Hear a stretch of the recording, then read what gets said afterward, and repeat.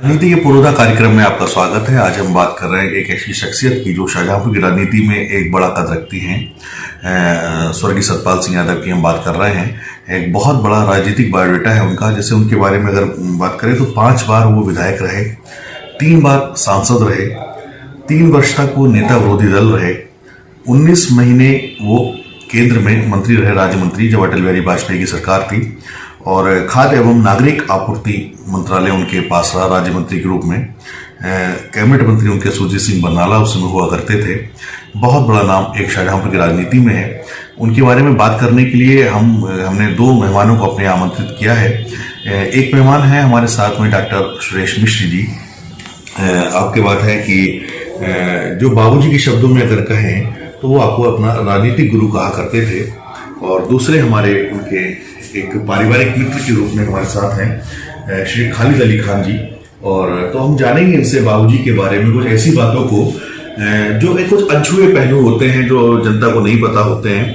तो सबसे पहले हम डॉक्टर साहब आपसे जानना चाहेंगे कि चूंकि बाबू सतपाल सिंह यादव का जब जिक्र करते हैं तो आपकी आंखों में जो चमक हमें दिखाई देने लगती है, ऐसा लगता है कि वो पूरा दौर आप दोबारा कैनवस पे बनाने लगे हैं। शब्दों के तो आप जादूगर हैं ही, वो हमारे दर्शक अभी सुनेंगे आपको। तो थोड़ा सा बताइए कि जो शुरुआत आपकी थी बाबू सतपाल सिंह यादव से, वो दौर कैसे शुरू हुआ या क्या था, एक उसके बारे में थोड़ा सा बताइए। मैं गांधी फैजाम कॉलेज शाहजहांपुर से बीएससी करने के बाद जब मैंने एमएससी और पीएचडी किया तो मेरी नौकरी लग गई वैज्ञानिक के रूप में उत्तर प्रदेश गन्ना शोध परिषद शाहजहांपुर में। किन्हीं कारणों से 2 वर्ष के अंदर मेरा ट्रांसफर देवरिया जनपद में कर दिया गया। मैं परेशान हुआ और पहली बार मैं किसी राजनेता की शरण में गया और मैंने बाबू सत्यपाल सिंह यादव जो उस वक्त विधायक हुआ करते थे उनसे ये आग्रह किया कि हमारा ट्रांसफर किसी प्रकार रुकवा दीजिए। उन्होंने रुकवा दिया और बस यहीं से हमारे और उनके मध्य व्यक्तिगत स्तर पर आना जाना शुरू हुआ। लेकिन उस व्यक्ति के प्रभाव में मैं इतना अधिक सम्मोहित हुआ कि तब से लेकर 25 वर्ष तक, जब तक वो जीवित रहे, मैं उनके साथ धूप और साए की तरह रहा।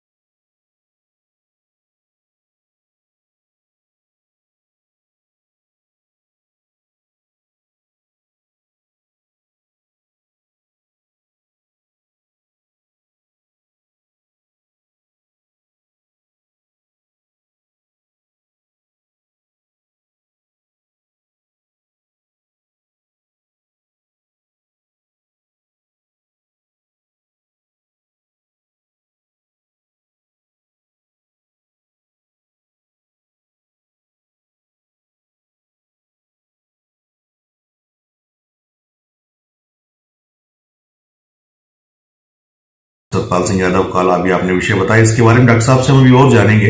इसके बीच में हम जानते हैं जो बाबू सतपाल सिंह यादव के परिवार से जुड़े हुए व्यक्ति हैं हमारे साथ, खालिद भाई हैं। खालिद खान जी, जरा हम आपसे चाहेंगे कि आपने बताया था कि अभी पूरा कई चुनाव आपने उनके साथ लड़वाए, तो जो लोकसभा चुनाव जिसमें वो मंत्री बने वो एक बड़ा चुनाव था, तो उस चुनाव के बारे में आपको कुछ याद हो तो बताइए कि कैसा चुनाव था वो?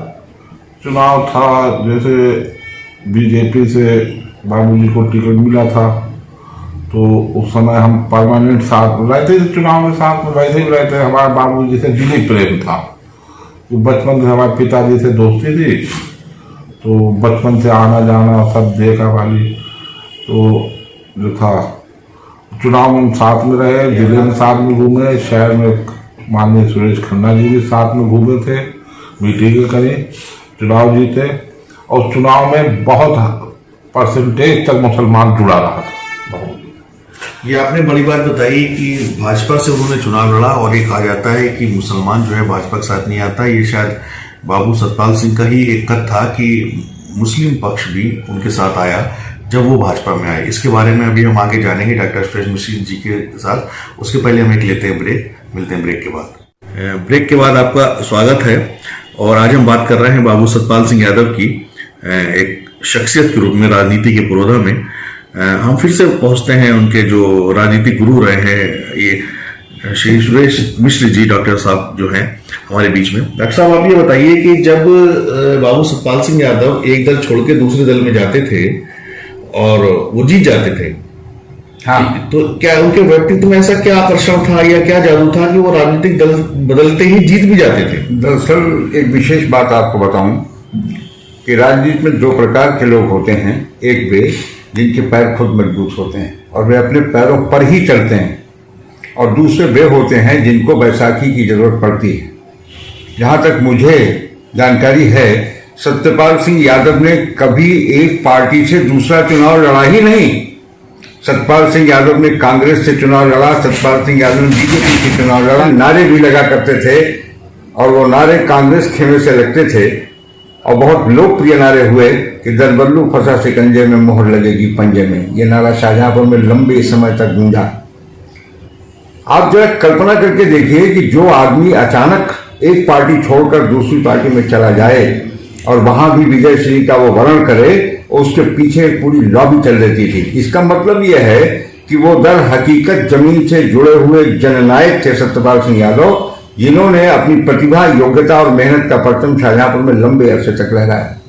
जैसे डॉक्टर साहब ने बताया कि सतपाल सिंह यादव का इतना व्यक्तित्व का इतना बड़ा प्रभाव था जनता के ऊपर कि जब वो जाते थे और एक पार्टी से उन्होंने के चुनाव लड़ने के बाद उन्हें जब भी दूसरे दलों में वो पहुंचे, चुनाव भी जीते और एक बड़ा वोट बैंक वो अपने साथ लेके चलते थे।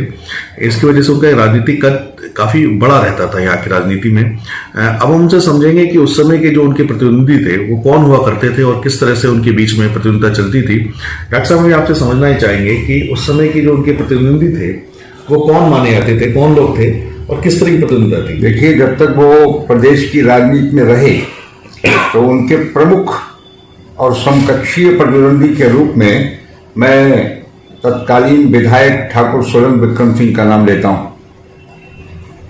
सारे चुनाव उनसे होते थे और उसके बाद जब वो केंद्र की राजनीति में आए तो उनकी कदकाठी का प्रतिद्वंदी अगर कोई था तो यकीनन बड़े बाबा साहब थे, जिनको लोग कुंवर जितेंद्र प्रसाद के नाम से जानते हैं। यहां तक मुझे याद है, मैं भावुक हो जाता हूं कि जब उनकी अचानक मृत्यु हुई बड़े बाबा साहब की, कुंवर जितेंद्र प्रसाद की, तो उनके दाह संस्कार के समय कोल्ड स्टोरेज की एक दीवार से सटकर सत्यपाल सिंह सुध-बुध खोते हुए खड़े रहे और अंत तक खड़े रहे। उसके बाद जब वहां से हम दोनों लोग अपने घर आए तो बैठ के हमसे बोले बहुत उदास मन से कि गुरु अब हम चुनाव किससे लड़ेंगे।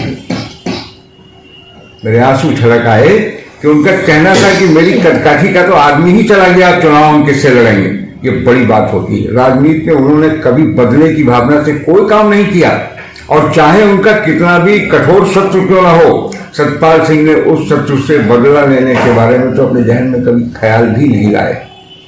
ये बहुत बड़ी बात आपने कही कि जो उनको राजनीतिक शत्रु था उससे उन्होंने कभी भी व्यक्तिगत शत्रुता नहीं रखी। और जब बाबा साहब का निधन हुआ तो उस समय वो बहुत अफसोस में थे, बहुत उनको गम हुआ इस बात के लिए। अब मिलते हैं ब्रेक के बाद। ब्रेक के बाद आपका स्वागत है और हम लोग बात कर रहे हैं आज राजनीति के पुरोधा में बाबू सतपाल सिंह यादव की। अब हम ये जानेंगे कि डॉक्टर सुरेश मिश्र जी से कि जो उनका, अब चूंकि बाबू सतपाल सिंह यादव इस दुनिया में नहीं है, उनके परिवार में के अंदर किस तरह का माहौल है और क्या गुण है परिवार में, सब हम समझना चाहेंगे कि थोड़ा सा बताएं कि बाबूजी तो इस दुनिया में नहीं है, आप उनके परिवार को किस रूप में देख रहे हैं कि वो विरासत को किस तरह से लेके चल रहे हैं या क्या परिवार का है, थोड़ा सा इस बारे में दर्शकों को बताइए। कि उनके परिवार में दो तीन विशेष बातें। पहली ये कि उनके दो बेटे हैं, बड़े बेटे का नाम राजेश यादव है और छोटे बेटे का नाम अमित यादव है। दोनों भाइयों में आज के दौर में शायद इतना प्यार मोहब्बत का माहौल बहुत कम आपको देखने को मिलेगा। यूँ समझिए आप धूप छांव की तरह वे दोनों राजनीति में एक दूसरे के पूरक हैं। 2 बार विधायक रहा है बड़ा बेटा राजेश यादव, और मौजूदा दौर में छोटा बेटा अमित जो है वो विधान परिषद का सदस्य है। दोनों बेटे पूरे गांव देहात में उसी प्रकार दौरा करते हैं जैसे बाबू सत्यपाल सिंह किया करते थे। और ये भी सत्य है कि बाबू सत्यपाल सिंह की विरासत पूरी तरीके से इन दोनों भाइयों ने मिलकर संभाल ली है। किसी को यह एहसास भी नहीं होता है कि आज हमारे नेता सत्यपाल सिंह हमारे बीच नहीं है। ये बहुत विशेष बात है। दोनों व्यवहार कुशल हैं, दोनों बेहद मेहनती हैं। उनके परिवार में सम्मान उनका बहुत अधिक है, जिनके पास कुछ नहीं है। वहां सम्मान के लिए किसी बहुत धनवान पूंजीपति की जरूरत नहीं है। बाबू सत्यपाल सिंह के स्वभाव के अनुरूप गांव देहात से आने वाला भूखा नंबा जिसके पास कुछ भी नहीं है, वे सारे लोग कार्यकर्ता अब भी घर पे आते हैं तो वैसा ही प्यार पाते हैं जैसे उनके पिताजी के समय में उनको मिला करता था। ये खास बात है। सर अभी आपने बताया उनके बच्चों के बारे में। हाँ। तो आपने तो दोनों बच्चों को शायद बचपन से ही देखा है। बचपन से देखा क्या है। ये बचपन से ही ऐसे थे या कुछ अभी उनके अंदर लगता है कि राजनीतिक रूप से बदलाव आया? नहीं, बचपन से दोनों बच्चे ऐसे नहीं थे। बड़ा बेटा है बेहद काहिल था बचपन में। सुबह ओमकार मनीषी हमारे मित्र एक पत्रकार हैं, वो घर पर इन्हें पढ़ाने जाया करते थे। बड़ी मुश्किल से उठते थे और मनीषी जी इनको काफी डांट फटकार के पढ़ाया करते थे। और प्यार से इनके घर का नाम जो है वो कुछ और था। हालांकि उस नाम को मैं यहाँ लेना पसंद नहीं करूंगा कि आप लोग उनकी मजाक बना सकते हैं। आज की तारीख में वो 2 बार का विधायक है, तीसरी बार विधायक होने की संभावनाओं से भरा पूरा है। लेकिन जो छोटा बेटा है रिंकू, ये जब बहुत छोटा था तो शाहजहांपुर की इन सड़कों पर रिक्शे के ऊपर बैठ के और माइक से नारे लगाता था।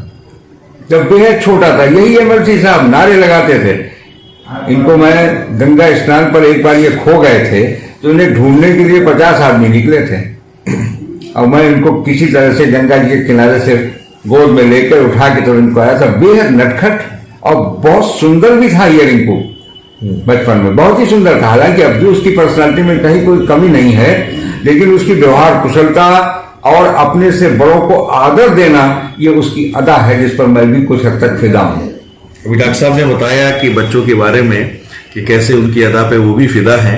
अब हम खालिद भाई से ये समझेंगे। खालिद भाई, आपका तो दोनों ही लोगों से संपर्क रहता है, थोड़ा सा बताएं कि आपको कैसा व्यवहार लगता है दोनों भाइयों का? दोनों भाइयों के व्यवहार में कोई कमी नहीं है। मेरी तो आप समझ लो, दोस्ती समझ लो, भाई बंदगी समझ लो, जो भी समझ लो, तो व्यवहार के मामले में दोनों जवाब नहीं है। अपने आदमी की मदद करने के मामले में दोनों जवाब नहीं, चाहे गरीब हो चाहे अमीर हो, कोई भी हो, 2 पैसे का हो, अपने आदमी की मदद करने के मामले में जवाब नहीं है। और क्षेत्र में खूब टाइम देते हैं हमेशा से, चाहे नई पद पे है नई विधायक है, जब भी काम खूब क्षेत्र में टाइम देते हैं। और जो भी हमेशा से जैसे घर पे जितने भी लोग आएंगे 10 हो 20 उनको खाना खिलाना हमेशा सिस्टम चला रहा है बाबूजी के टाइम का। एक चुनाव बाबूजी हार गए थे, तो उस चुनाव के बाद कैसा एक माहौल था? चुनाव हारने के बाद किसी को भी अच्छा नहीं लगता है, लेकिन चूंकि आप राजनीतिक गुरु रहे हैं तो इस पक्ष पे भी हम बात कर लेते हैं। अक्सर क्या आपको लगता है चुनाव हारने के बाद किस तरह का माहौल था? देखिए, अमूमन कोई भी राजनेता जब चुनाव हारता है तो अस्त व्यस्त हो जाता है। कई दिनों तक उसके समर्थक उसके पास नहीं जाते हैं, अपना रास्ता अलग अख्तियार कर लेते हैं। लेकिन सत्यपाल सिंह का एक संस्मरण मैं आपको बताता हूं कि चुनाव हार गए और चुनाव हारने के अगले दिन टाउन हॉल के मैदान में, जहां आज ये आपका शहीद उद्यान है, वहां फिर सभा लिए खड़े हो गए। कल रिजल्ट आया, चुनाव हारे, अगले दिन उनके समर्थक फिर इकट्ठे हुए और सत्यपाल सिंह मंच पर खड़े हुए जो भाषण दिया उसका एक अंश सुन लीजिए।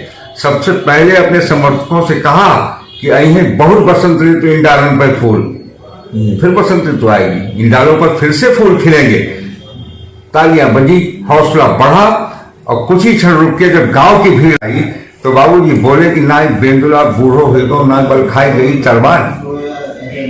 आधा की एक पंक्ति कि ना ही बेंदुला बूढ़ो हो ना बल खाई गई तरबार। इतना कहते ही बाबूजी ने कहा कि लेकिन भैया हमारी जेब में पैसे इतने भी नहीं रह गए जो अगले चुनाव के लिए हम नामांकन करा पाए। तो देखते ही देखते उस जमाने में लोगों ने पैसे की बौछार कर दी कि आप कैसी बात कर रहे हैं, चुनाव लड़िए। कभी हौसला उस आदमी ने हारा ही नहीं, एक चुनाव लड़ा, हार गए, कोई बात नहीं, फिर लड़ा, फिर हार गए, कोई बात नहीं, लेकिन जब जीता तो फिर जीतते ही चले गए। वही डॉक्टर साहब ने बताया कि जब वो बाबू सतपाल सिंह यादव एक चुनाव हार गए तो उसके बाद भी उनके कोई चेहरे पे शिकन नहीं था। जो जिस तरह का पुरुषार्थ वो लगातार करते रहते थे उसी तरह का पुरुषार्थ वो करते रहे। अगले दिन उन्होंने सभा की, अपने समर्थकों के साथ रहे और नए चुनाव की तैयारी में जुट गए। मैत्री शरण गुप्त की कुछ पंक्ति मुझे याद आ रही हैं, जैसे बाबूजी का विषय भी आपने बताया कि ना हो एक धुन एक लगन यदि जन में, तो उस अप्रमत को लेकर क्या है लाभ भवन में। सोच रहा है, समझ रहा है, किंतु नहीं कुछ करता, कर्म भूमि पर भार रूप है, डूब क्यों नहीं मरता। ये उन लोगों की बातें हैं जो सिर्फ चुनाव में के समय ही बाहर आते हैं और टिकट नहीं मिलता है या चुनाव हार जाते हैं तो फिर अपने घर में चले जाते हैं और 5 साल बाद तैयारी करते हैं। शायद ये सतपाल सिंह यादव से हमें सीखना चाहिए कि पुरुषार्थ कभी व्यर्थ नहीं आता। एक बार किया हुआ काम अगर हम राजनीतिक रूप से कर रहे हैं तो लगातार हमें सफलता दिलाता है। आज के प्रोग्राम में इतना ही, अगली बार मिलेंगे किसी नई शख्सियत के साथ। तब तक देखते रहिए मीडिया 100।